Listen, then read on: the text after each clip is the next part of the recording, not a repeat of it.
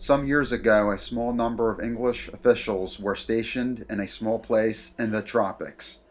Their residences were about a quarter of a mile from each other.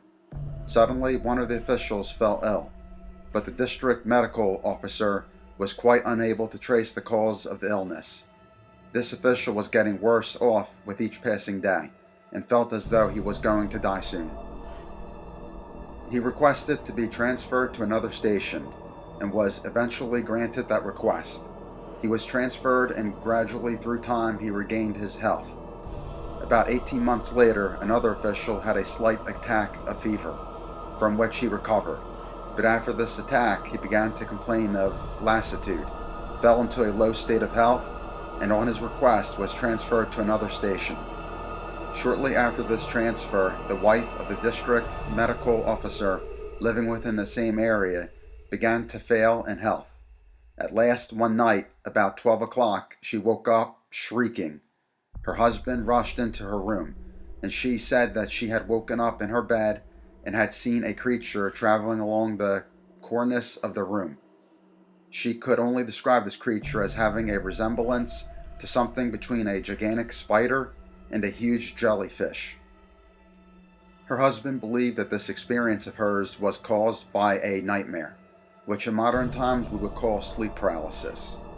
She ended up descending into a state of collapse, her pulse exceedingly weak, her temperature 3 degrees below normal, and her body in a cold sweat.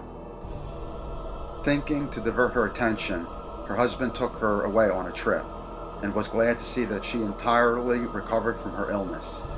This did not last long, for when she arrived back home, she got very weak and ill again.